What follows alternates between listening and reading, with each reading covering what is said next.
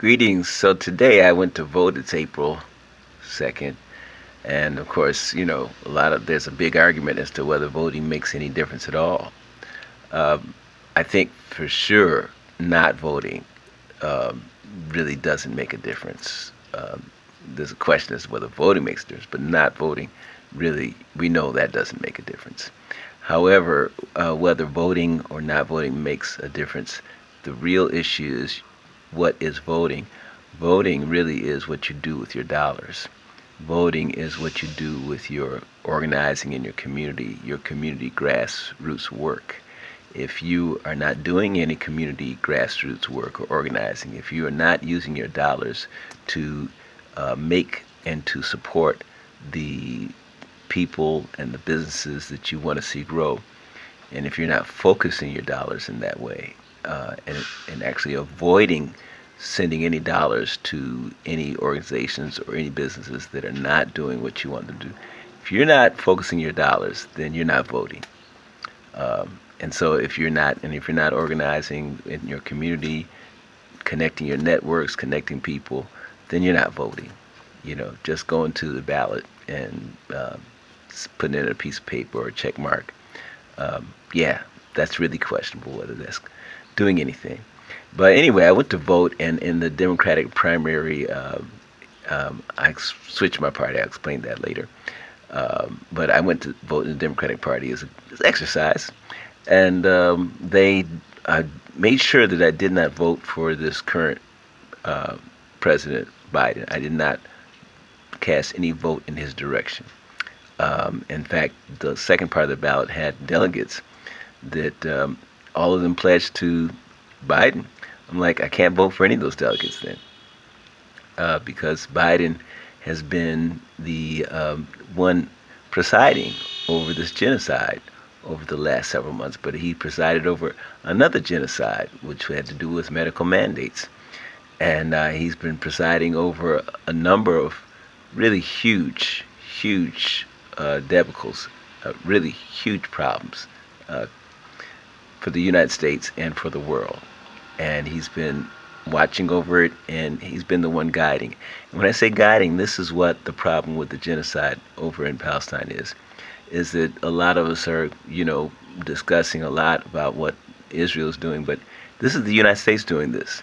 This is the United States government. Aaron Bushnell, he told everybody before he set himself on fire that the United States Army is there. They're on the ground. They're planning. They're fighting with the Israeli troops.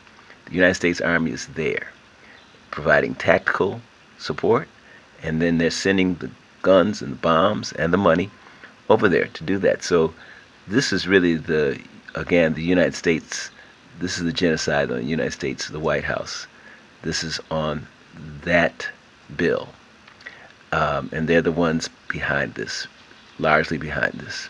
And of course, they're the ones that are sending our tax dollars. This is the beast. This is the war machine that is eating tax dollars from us with a huge, enormous appetite. Everything that we spend, everything that we do, any money we make, it's all being taxed to go to this war beast. And this war beast is turning around and committing genocide in several parts of the world. Palestine for one, but then it's going ahead and back in genocide in Congo too. What we're dealing with is a huge war beast that has gone off the rails. It has entirely gone off the rails. And this is the big crisis, the biggest crisis facing us in this hour, in this moment in the universe of our time. This is the biggest crisis. The big crisis is that the United States war beast has gone off the rails. It is bombing left and right. It is committing genocide. It is killing people indiscriminately all over the world.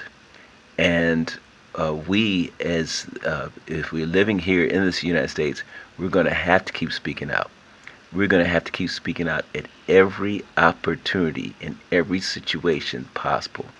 This is a moral imperative that we speak out and that we do what we can to stop this heinous activity, this beast, this war machine beast that is happening, coming from the White House. White House directive, White House implementation. And of course, they're using their proxies in different parts of the world. And so all these other things that we're talking about are proxies of the United States war beast. And this is the moral imperative for the biggest crisis of this moment, of this war beast that has gone off the rails.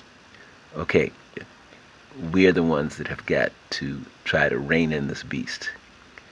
And that no normal as business as usual goes on while this war beast continues to kill at the rate that it's killing all over the world, especially in Palestine. Free Palestine, one love. Free Congo, one love. Free everybody.